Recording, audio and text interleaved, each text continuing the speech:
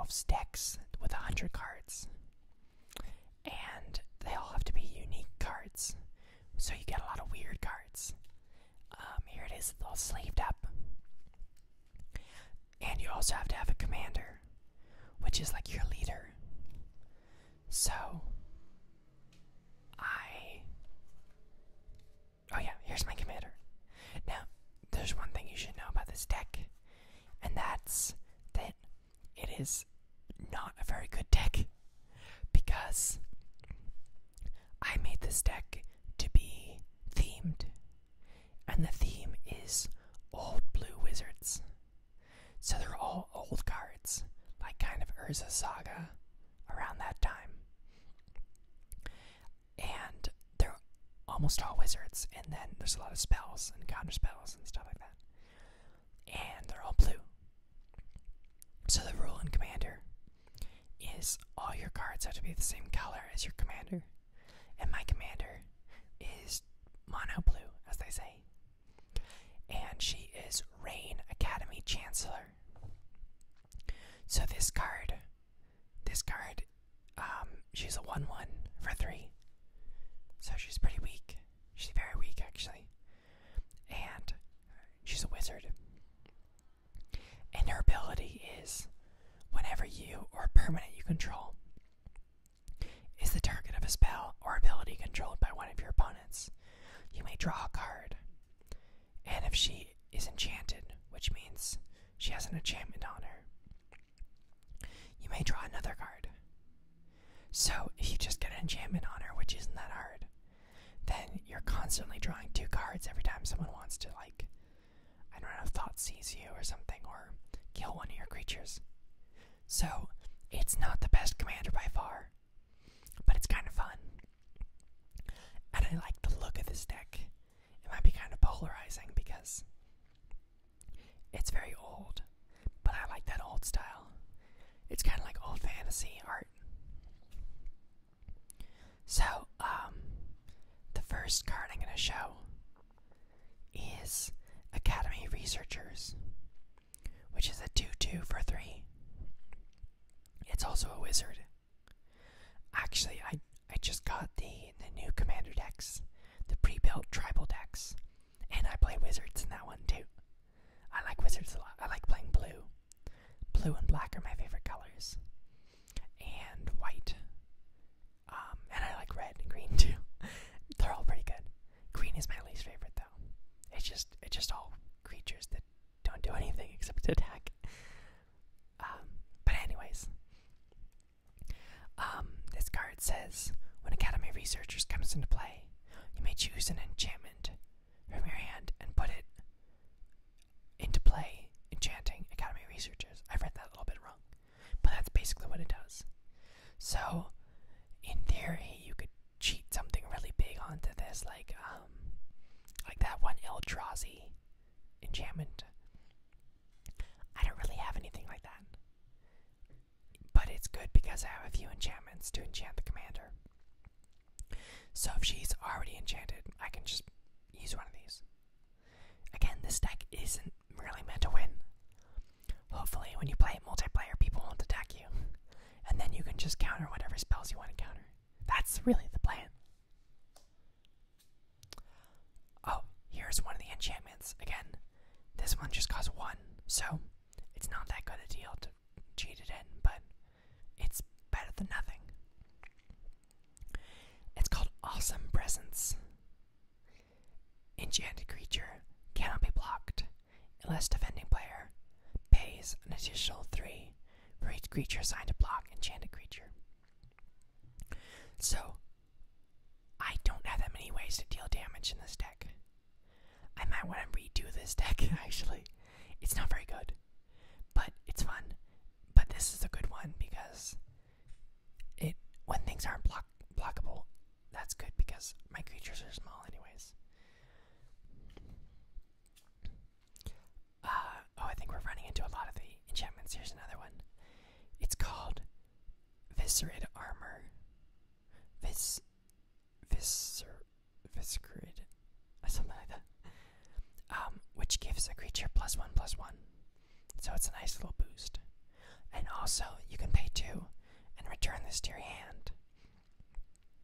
So if you have it on a creature, but then you get your commander down and want it on her, that's good. Here's Quicksand.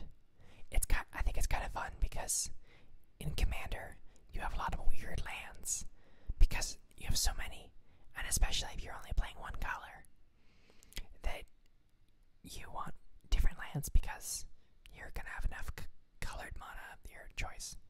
So you can put some colorless ones like this. Quicksand adds a colorless mana to your mana pool. Or you can also tap it and sacrifice it to give target attacking creature without flying -1, -2 until end of turn. So that's actually pretty good. So these are my islands. I'm pretty sure they're all the same. They're white bordered, which I know annoys some people. My favorite lands are the ones that say tap, add blue to your mana pool. But I don't have them in this deck. I think they're funny. They have to remind you. The best ones, actually, in my opinion, are the ones that don't even use the tap symbol. They have a little T in a circle. They're so old. Maybe I should make a commander deck that's all like alpha. I don't even know. I don't think there's even legendary creatures in that. Maybe like 4th edition, or I'll have to research that. But some of the alpha cards I think look really cool. A lot of the new cards look cool too, but I like the old cards. Here we have Sand Silos. It comes into play tapped. It's a land.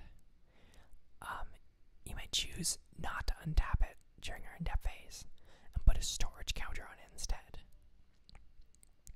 And you can tap it and remove X storage counters and then add X blue mana to your pool. So, I don't have to, I actually have a few large things in this deck, but not that many. So, that's probably not that good. Then I have Oasis, which is a land. One thing I kind of miss is there used to be lands way before I played, but I like them, that didn't tap for mana, and they just did something else. Like this one, Oasis. You can tap it to prevent 1 damage to any creature. So, that's not that good, but it's cool that lands can do other things. Here's another island. Obviously, there's a lot of islands in this deck. And I'm running into them all. Oh, seriously? Okay. Opportunity. This is actually a pretty good card. Maybe it's not that good because we're drawing a lot of cards anyways, but it's always good to have cards. It's an instant, and it costs 6, which is a lot. And then it says target player draws 4 cards, which is usually you, but you can also use it to help a friend, or a friend for a second that you backstab a second later, because that's what happens in EDH. But most of the time, cards like this that cost 6 aren't that good. But there's a lot of cards you can play in Commander that you can't play anywhere else, because you can do those things. The games go long. And it's really good that this is an instant, because you can leave up mana for counter spells. And then if nothing needs to be countered, just slap that down right before your turn, and you get to draw 5 cards, or 4, but then you get to draw 1 for your turn. So that really refills your hand. Next we have Disrupt. So there's a lot of counter spells in this deck, and here's one. It says counter target instant, interrupt, or sorcery spell. So that means instant or sorcery. They got rid of interrupts. They're just instants, unless they pay 1, unless the caster pays 1. And then you get to draw a card, and it only costs 1. So if someone tapped out for some big sorcery, this is really good. A lot of times, though, it's not that good. But cantrips, especially cantrips that just call it a cantrip, is a card that lets you draw a card. And And when they just cost 1, that's really good. Oh, this is fun. It's called Binding Grasp. This is a stealing spell. It's an enchant creature. It's like a mind control. And gain control of target creature. That creature gets +0/+1. So that's not really anything. It's just basically gain control of target creature. But during your upkeep, you have to pay 2. 1 and a blue. Which, again, isn't that bad. So, it just steals a creature, which is really nice. Next, we have a card that should be red. Look at that. It has that red on it. That's so weird. And it's a blue card. Or I guess it's land, and technically lands don't have color. That's confusing. I never exactly get those rules. But this comes into play tapped. Oh, and this is nice. You can either, once it's untapped, it's just a normal island, or you can sacrifice it and put 2 mana, 2 blue mana. So that's actually a nice card. Another island.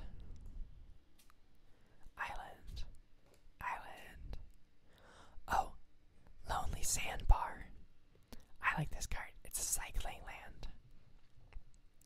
They just had cycling in one of the new sets, and that was really fun. I really liked that, actually.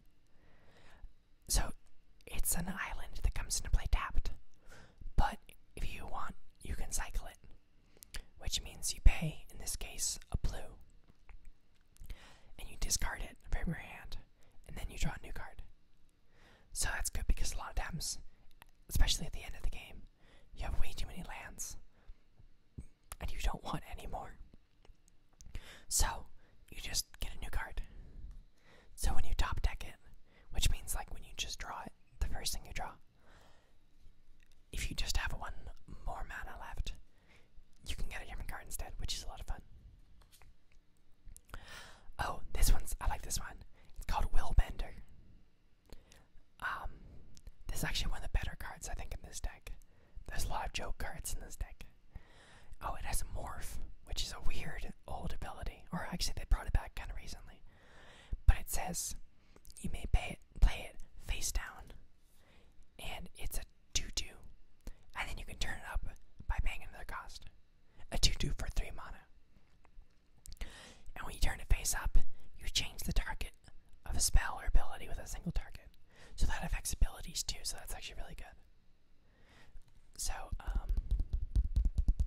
it's a good card.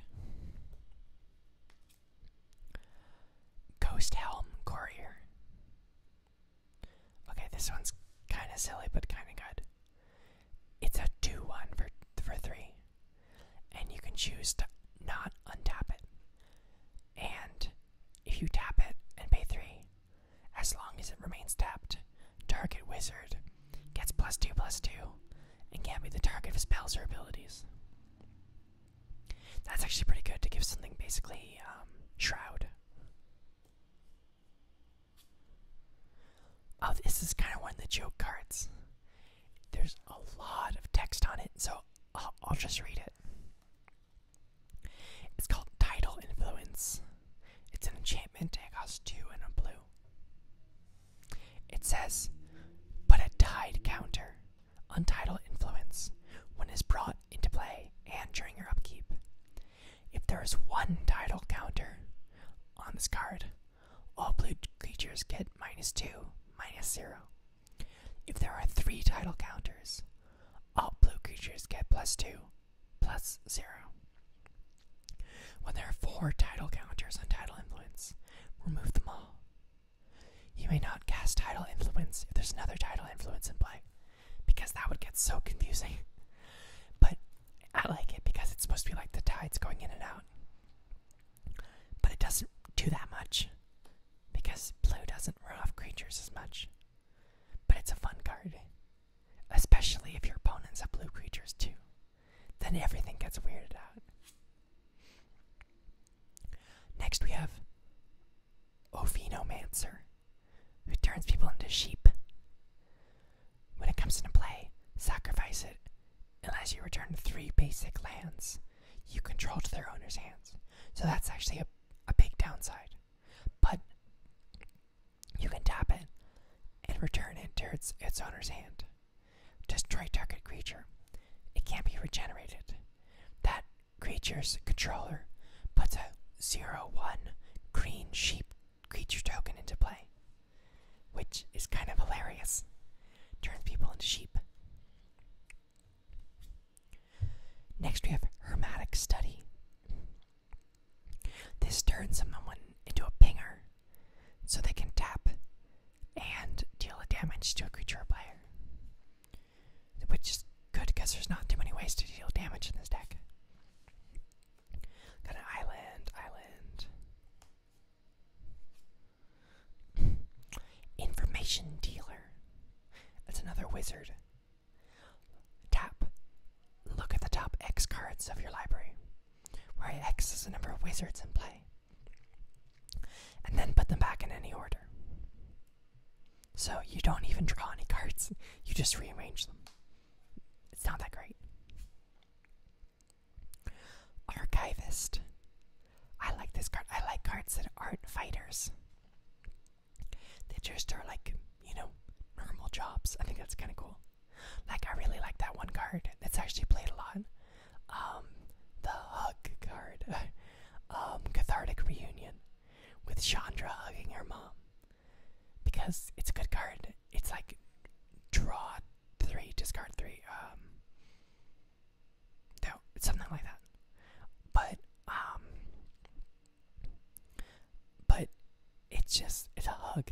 It's them hugging. That's it. That's what the card is. It just represents hugging, which is so cool. But Archivist costs a lot, but you can just tap it to draw a card whenever. So that's really good. Energy Vortex. Oh man, another one with a lot of text on it. In another deck, I have Ice Cauldron, which is one of the most confusing cards in all of Magic. There's so much text. But Energy Vortex, it costs 3 and 2 blue. It's an enchantment. When you play Energy Vortex, choose target opponent. At the beginning of your upkeep, remove all energy counters from Energy Vortex. During chosen opponent's upkeep, he or she pays 1 for each energy counter on Energy Vortex. Or it deals 3 damage to them. And then pay X, put X energy counters on Energy Vortex. Use this ability only during your upkeep. So you pay a bunch and then your opponent has to pay that much or they take damage. That's kind of weird, but it's okay. Next we have Save Haven. It's a land. It's one of those lands that doesn't really tap for mana. It's also a Christopher Rush art, who did the mana symbols, and he did Black Lotus. So, he's kind of famous. He's really famous in the Magic world. You can pay 2 and tap. Remove target creature you control from the game. You can play as an instant, it says. And then pay 0 and sacrifice it.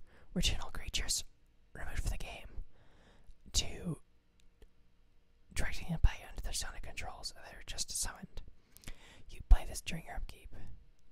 Oh, and it's only creatures that exiled with it, not just every creature that's exiled. That'd be too good. We have an island. I might not talk about every single card in this deck, so maybe I'll just choose some that I want to talk about. It's hard to talk about every card because there's so many.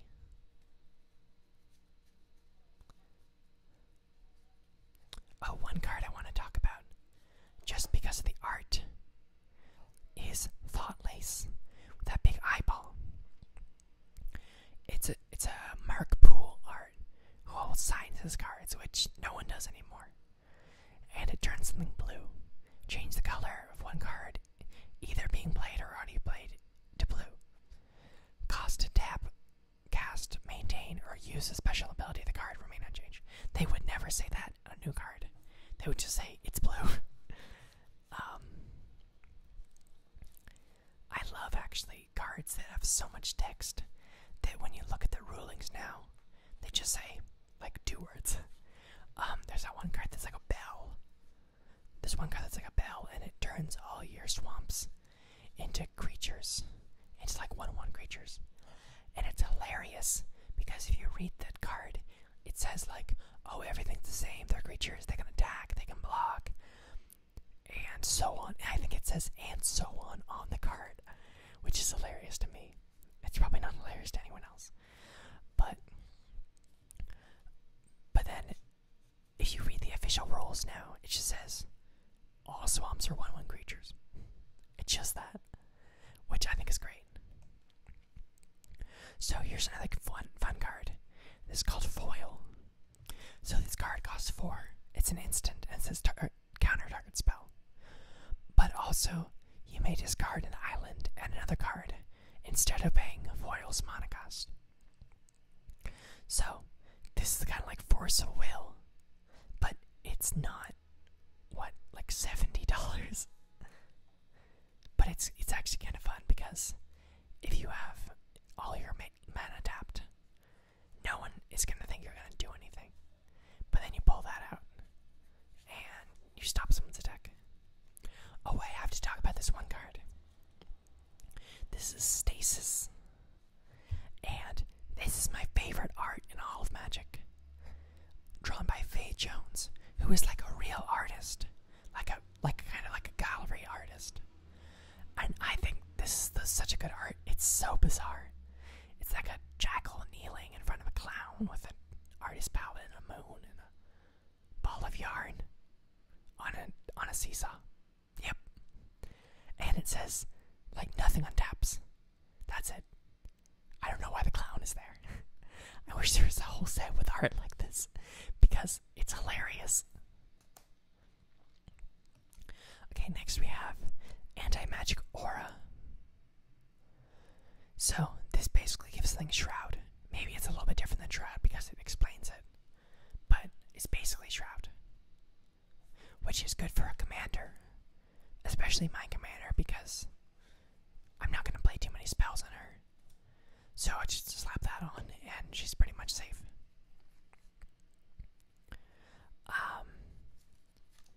Then we have Psionic Gift.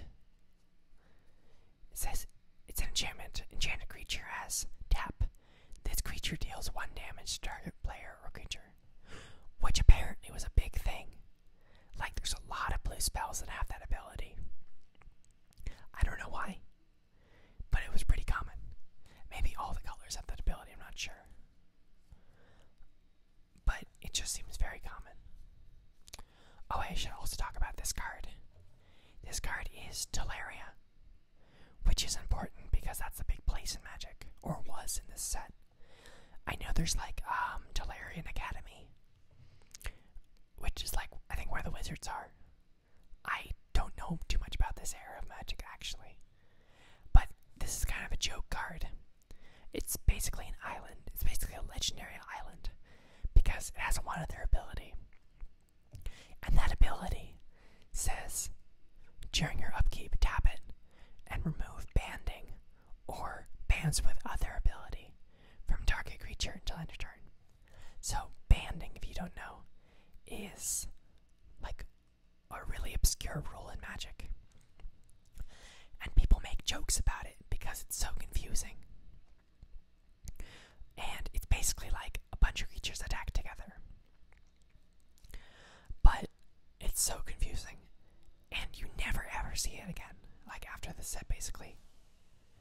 So, taking away someone's banding is, like, so obscure. But it's kind of funny. And I like it. The palm trees, that's kind of fun. Actually, there's another card in this deck like that, I think. I'm trying to find it. Maybe it's not. Maybe I already talked about it. Oh, here we go. It's called Seafarer's Quarry. This is the land. You can't even tap this land at all, which is so weird. But it says all your blue legends gain bands with other legends. So that's like banding, but only with specific things. So I actually have a number of legendary it's a really silly ability. I guess it might come in handy sometimes, but maybe I should read what banding actually does first.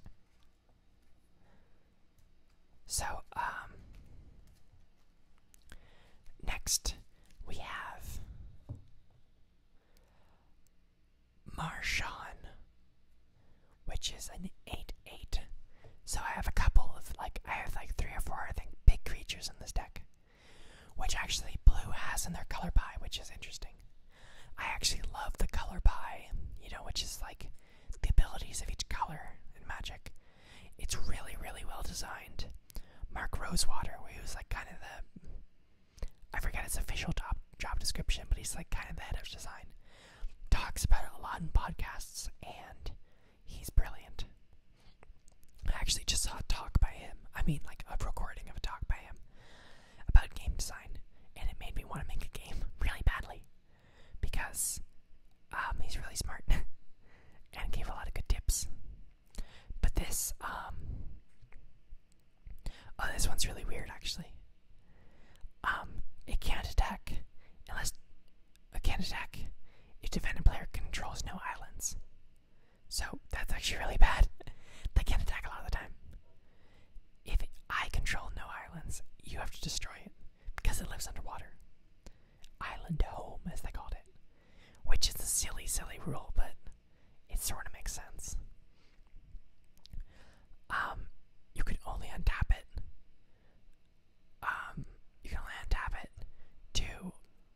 By sacrificing a creature and paying 2. Also, you can pay 2. It gets -1, -0 until end of turn. And it deals 1 damage to target attacking creature without flying. So that's actually okay. That's actually pretty good. But the card isn't that good. I might have a good card actually in here. I mean, a good big creature. I'll try to see. There's a lot of counter spells, some more wizard tribal.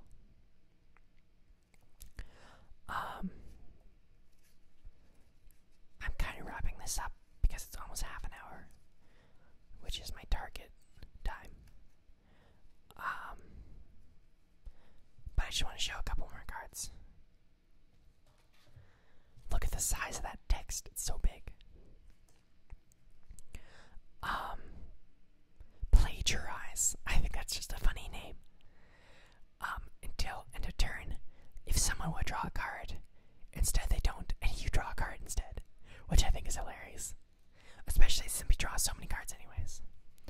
Memory Lapse. This counters a spell, but it goes on top of the opponent's library, which actually is pretty good. It also looks like Wikipedia, the Wikipedia symbol. Once I drafted Homelands with a friend, which Homelands is the worst set in Magic. It's just so bad. Every card doesn't do anything. There was a 4/4 for 8, and it was the best card. But it was kind of funny to draft. That card I drafted 5 of them, and I kept putting a card in my opponent's library, my friend's library. Dance of Many. It kind of duplicates a card. I love that art with the slug things. Anyways, there's not too many cards left, but I'm not going to show any more. They're kind of a lot of counter spells and stuff. Wizards, But that's my deck. I call it Wizards of Teleria. It's fun to play, even though it doesn't win. Or, unless you're being really tricky, it wins. But I also wanted to say that I'm working on a new video, or I'm working on the script of a new video. I want to do more videos like my Joanna Knew Someone. I'm working on one right now that's based on Stephen Merritt and his work. If you don't know Stephen Merritt, he's a songwriter, and he was in the Magnetic Fields, or he still is, and a lot of other bands. And he's very it's not like he uses a lot of complex words like Joanna Knew Some does, but he has a lot of references, and I wanted to explain references of his. So I'm gonna work on that. Should have it up by next week or something.